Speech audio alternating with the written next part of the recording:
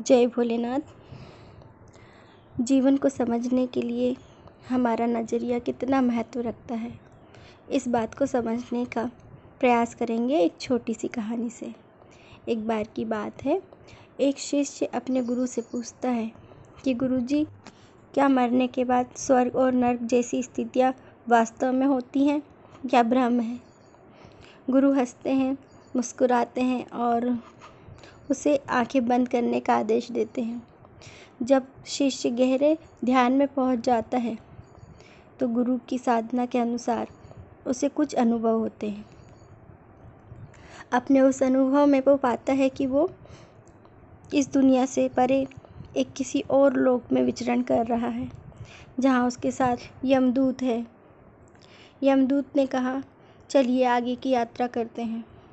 दोनों चित्रगुप्त भगवान के पास पहुँचे। भगवान ने उनका लेखा जोखा देखा और कहा कि ये जो शिष्य है, ये इसके बहुत ही अच्छे कर्म थे और उन कर्मों के अनुसार इसे स्वर्ग की प्राप्ति होगी, पर कुछ छोटे मोटे इसने अपराध किए हैं, इसके फलस्वरूप तो मैंने नर्क के रास्ते से घुमाते हुए स्वर्ग में ले जाओ। अब वो शिष्य और यमदूत दोनों नर्क के रास्ते पे आगे बढ़ते हैं। जैसे ही नर्क में प्रवेश करते हैं, वो शिष्य देखता है कि एक तरफ एक नदी बह रही है। उस नदी में पत्ते, झाड़, सूखे झाड़ गिरे पड़े हैं। जगह जगह पानी रुक रहा है और सारी कचरा गंदगी उसमें जा रही है, जिससे जगह जगह वो नदी कुंडों में परिवर्तित हो गई है और एक गंदी महक आ रही है, जिसके कारण सांस लेना मुश्किल हो रहा है। दूसरी तरफ कुछ लोग हैं जो बहुत दुर्बल हैं, चीख रहे हैं, चिल्ला रहे हैं, भूख प्यास से व्याकुल हैं। उस शिष्य ने यमदूत से कहा, ये सब क्या है? तो यमदूत ने बताया कि ये लोग कई दिनों से प्यासे हैं, भूख से परेशान हैं, कई सालों से, कई समय से इन्होंने खाना नहीं खाया, पानी नहीं पिया, इसलिए ये परेशान हैं। दोनों जन आगे बढ़े तो उन्होंने देखा कि एक तरफ कुछ वृक्ष लगे हुए हैं, जिस पे फल भी आ रहे थे, फूल भी आ रहे थे, पर ऐसा लग रहा था उन्हें देखकर कि ना ही इन वृक्षों में पानी मिल रहा है, न खाद, और फूल आते ही झड़ रहे हैं, फल छोटे छोटे ही झड़ रहे हैं। दूसरी तरफ बच्चे हैं जो रो रहे हैं, बड़े हैं जो भूख प्यास से व्याकुल हैं, परेशान हैं लोग। इसी तरह क्रम बढ़ता रहा, आगे बढ़े। जब वो आगे बढ़े तो उन्होंने देखा कि एक तीव्र खाने की खुशबू, अलग अलग तरह के व्यंजनों की खुशबू, महक चारों तरफ फैल रही थी। ऐसा लग रहा था कि जलेबी बन रही है, कि समोसे, या जैसे 56 भोग ही पके हों। स्वादिष्ट व्यंजनों की खुशबू से उसका मन गदगद हो गया। पर दूसरी तरफ वही भूखे प्यासे बिलखते लोग, वो समझ ही नहीं पाया कि ये क्या चक्कर है। उसने बहुत ही आश्चर्य के साथ यम के दूत से पूछा कि यम के दूत, आप बताइए कि ये सब क्या है? यहाँ तो खाने की इतनी अच्छी महक आ रही है और दूसरी तरफ ये जन्मों से खाए नहीं ऐसे लोग दिख रहे हैं, तो ये सब क्या है?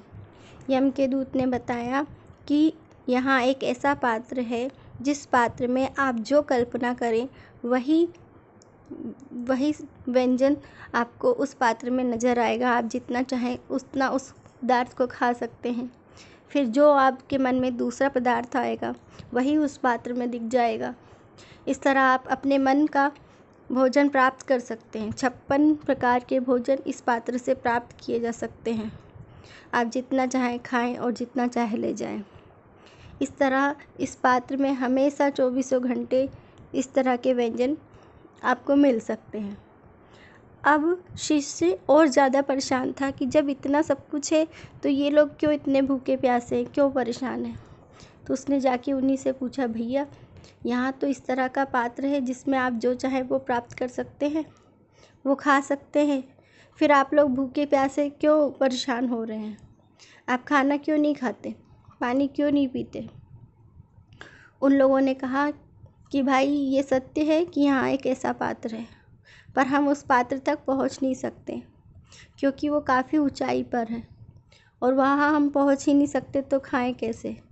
उस स्थिति में ये तीव्र खुशबू हमारे मन को और ज़्यादा परेशान करती है, दुख देती है, तकलीफ़ देती है और हमें लगता है कि शायद इससे बड़ी नर्क की यातना नहीं हो सकती कि हम भूखे प्यासे हैं, एक एक बूंद के लिए तरस रहे हैं पानी की, खाने की, और यहाँ जलेबी और समोसे की खुशबू हमें और तड़पाती है। आगे बढ़ने पर स्वर्ग के द्वार पे पहुँचते हैं। जैसे ही स्वर्ग में वो प्रवेश करते हैं, देखते हैं एक नदी बह रही है। कुछ लोग लगातार उस नदी के पानी को साफ कर रहे हैं। कुछ लोग नदी के पानी में जो पत्ते गिर रहे हैं, झाड़ गिर रहे हैं, उनको हटा रहे हैं।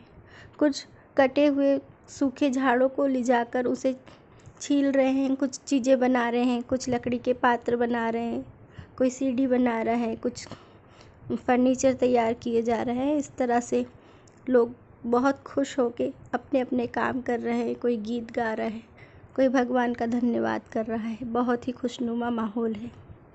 आगे बढ़ने पे देखते हैं कि वो जो नदी है उसी से कुछ नहरें निकाल के वृक्षों तक पहुंचाई जा रही हैं। सारे वृक्ष हरे भरे हैं। कुछ उस पर खाद डाल रहे हैं, कुछ पानी की व्यवस्था कर रहे हैं, कुछ उनकी कटिंग कर रहे हैं, कुछ लोग नए पौधे तैयार कर रहे हैं। जो सूख गए हैं, जो निकल गए हैं झाड़, उनकी जगह नए पौधे रोपे जा रहे हैं। बच्चे खुशी से फल खा रहे हैं। लोग गीत गा रहे हैं, गुनगुना रहे हैं, ईश्वर भजन में लगे। आगे जाने पे देखते हैं कि कुछ लोग खाना खा रहे हैं, मनपसंद खाना खा रहे हैं, बच्चे भी खा रहे हैं। यहाँ पे भी वही तीव्र व्यंजनों की खुशबू थी, पर देखा तो एक सीढ़ी बनाई गई हुई थी जिस पे चढ़कर लोग उस पात्र तक पहुँच रहे थे और दूसरी तरफ से उतर रहे थे। कुछ लकड़ी के पात्र उनके हाथ में थे जिसमें वो अपने बच्चों के लिए भोजन वहाँ से लेके आ रहे थे। इस तरह से वहाँ के लोग काफ़ी खुश थे, ईश्वर का धन्यवाद देते नहीं थकते थे और ये स्वर्ग का नज़ारा था। अब शिष्य को सब समझ में आ गया था। वो समझ गया था कि ईश्वर ने तो स्वर्ग और नर्क की स्थितियाँ एक जैसी ही बनाई हैं। वो मनुष्य ही है जो समझ नहीं पाता है, जो उसके पास है उन चीज़ों को संभाल नहीं पाता और जो चीज़ नहीं है उसके पीछे इतना व्याकुल होता है कि जो हाथ में है वो भी खराब करता है।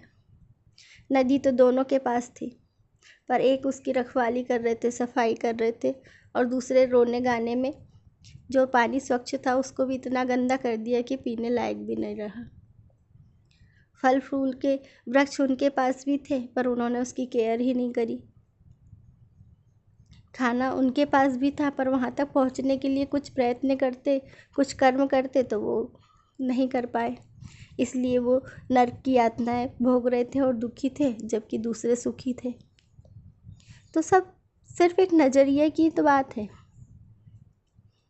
जीवन में हर इंसान को सब कुछ नहीं मिलता, पर जो मिला है उसकी कद्र करना भी तो महत्वपूर्ण है। यदि उसी को समझ लिया जाए तो जीवन अच्छा हो जाए। नज़र नज़र की बात है, नज़र आया तो पानी था, वरना आधा गिलास खाली था। ईश्वर कब कहाँ भेद करता है,